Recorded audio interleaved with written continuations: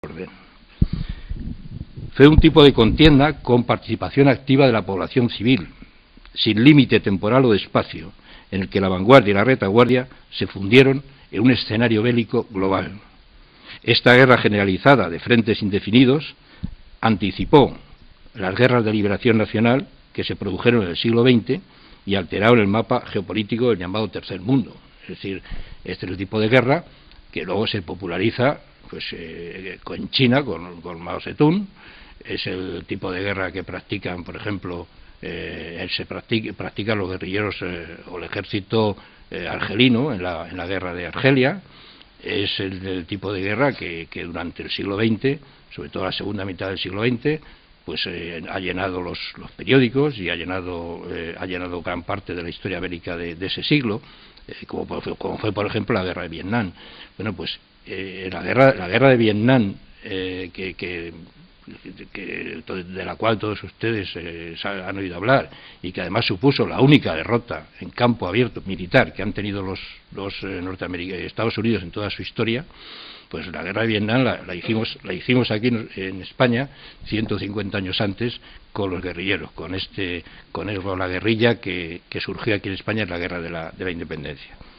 La razón básica del nacimiento de las guerrillas se explica por la incapacidad de combatir de otra forma al bien pertrechado y aguerrido ejército napoleónico. La dispersión por toda la geografía española de los combatientes derrotados es el germen de las partidas.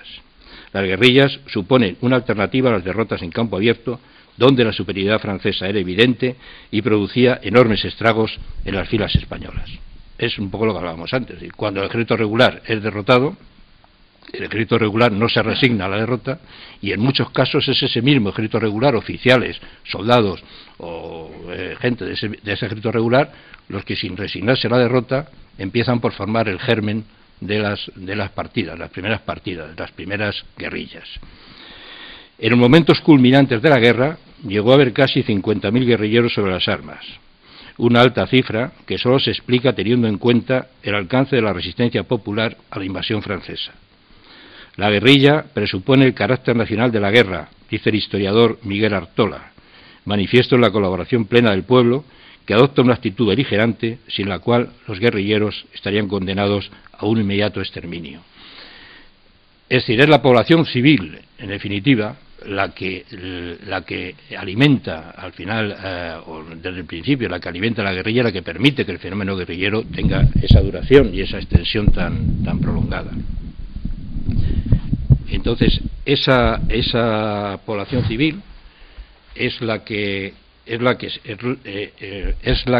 nos da el punto de referencia básico para declarar, o para decir, para afirmar de que evidentemente aquí lo que hubo fue un levantamiento popular de grandes dimensiones, porque es evidente que 50.000 guerrilleros no se pueden mantener sobre el terreno durante 7 años de guerra sin tener un apoyo constante, tenaz y sufrido de la población, que en definitiva es la que les cobija, la que les alimenta y la que les proporciona, digamos, las reservas humanas también, porque claro, la inmensa mayoría de estos 50.000 guerrilleros que estamos hablando, pues en muchos casos morían, pues eran torturados, eran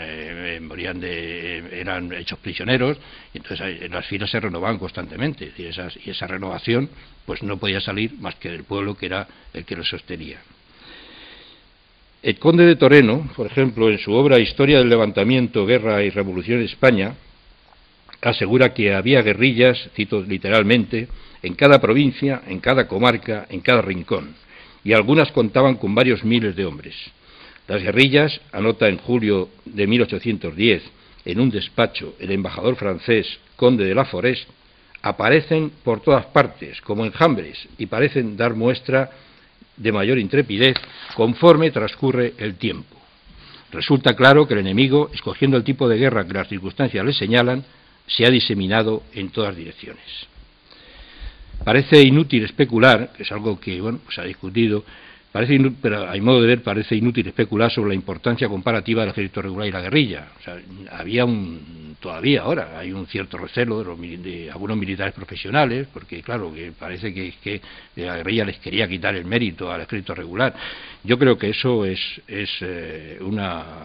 intrascendente, ya que en definitiva tanto los guerrilleros, las partidas, como el ejército regular cumplieron su papel.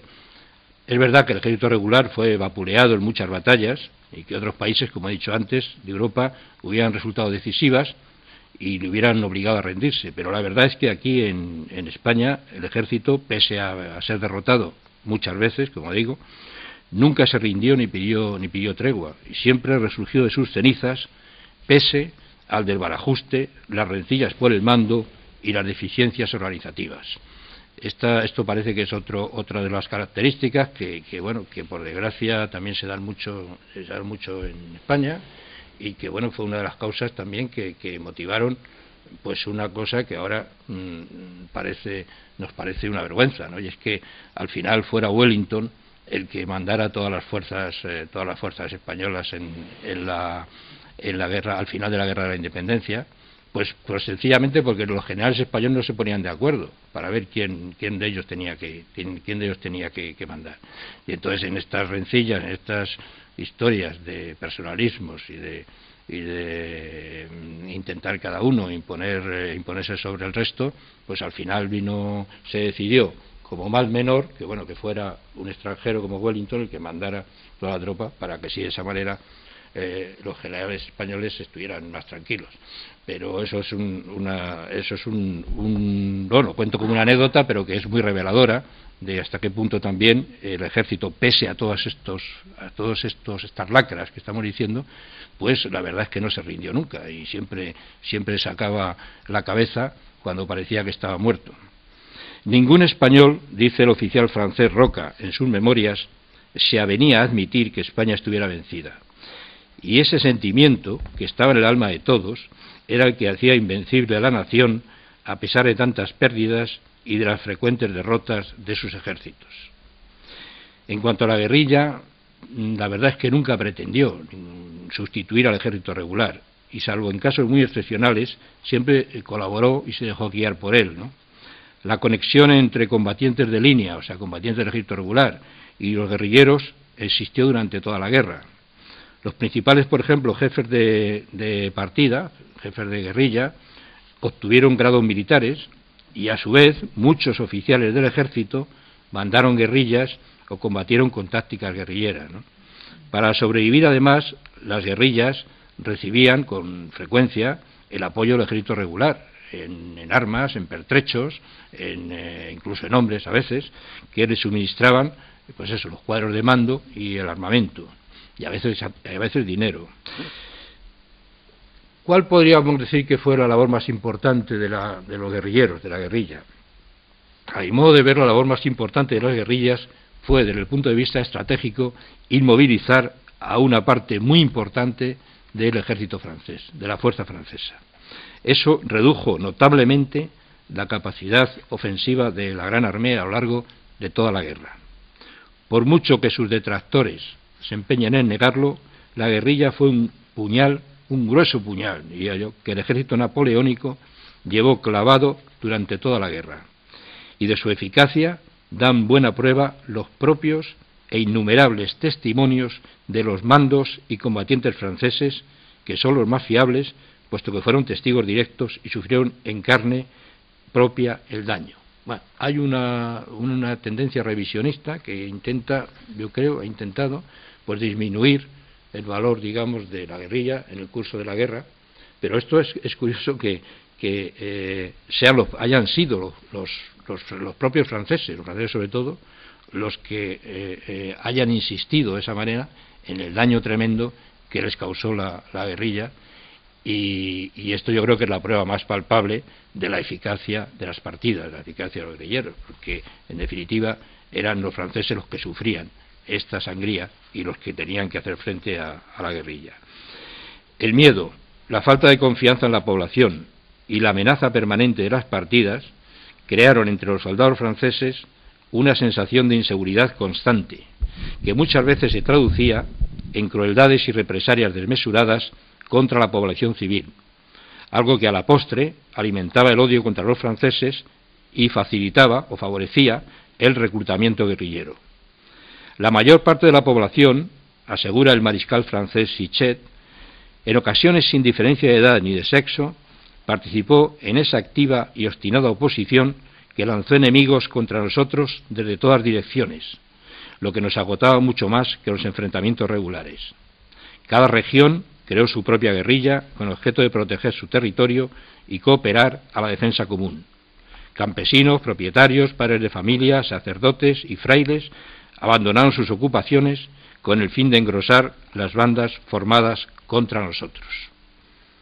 Esta visión del mariscal Sichet la comparte el edecán francés Miot de Melitaux, que reconoce que un ejército invisible, entre comillas, un ejército invisible se extendió sobre casi toda España como una red de la cual no se escapaba ningún soldado francés que se alejara un momento de su columna o de su guarnición. No se trata por parte francesa, pues, de testimonios aislados. Los escritos de los combatientes franceses, tanto soldados y oficiales como altos mandos, reflejan prácticamente sin excepción el estado de incertidumbre y temor general que la guerra de España representó para los napoleónicos. Un nuevo tipo de guerra, comenta el coronel francés Jean Marnier en sus memorias, iba a comenzar para nosotros. Una guerra de emboscadas incesantes, de asesinatos, de exterminio, no más batallas comparables a las de Eylau y Friedland, sino combates diarios, por todas partes asaltantes invisibles, escondidos a miles entre la maleza, en el fondo de los despeñaderos, con los guerrilleros emboscados en la esquina de cada muro, sin dar nunca tregua ni descanso, y la traición siempre, y por doquier, de día y de noche, en el recodo del camino y en la cabecera de la cama. De todo había que desconfiar, incluido el huésped que os ofrecía su techo. Son testimonios, como veis, no están sacados de un simple soldado, están sacados de todo un general del ejército francés. Así que, puestos a rechazar mitos y falsificaciones históricas, sobre todo una muy reciente, que durante el bicentenario, por cierto, ha coleado, digo que puesto a rechazar mitos y falsificaciones históricas, sobre todo está esta que pretende dar carácter de conflicto civil a la guerra de la independencia. Entonces convendría leerse a este respecto las confesiones que Napoleón hace en la isla de Santa Elena a su confidente y biógrafo Les Cases, cuando dice: los españoles desdeñaron el interés para no ocuparse más que de la injuria. El interés, según Napoleón, era el beneficio que Francia nos hubiera hecho de haber aceptado ser una colonia suya. Entonces dice: los españoles desdeñaron el interés para no ocuparse más que de la injuria. Todos corrieron a las armas. Los españoles en masa se condujeron como un hombre de honor. La sangría que la guerrilla produjo en las Fuerzas Armadas francesas puede calcularse por la suma de bajas. En sus combates contra los británicos, los napoleónicos, de acuerdo con los datos del historiador militar Liddell Hart, solo perdieron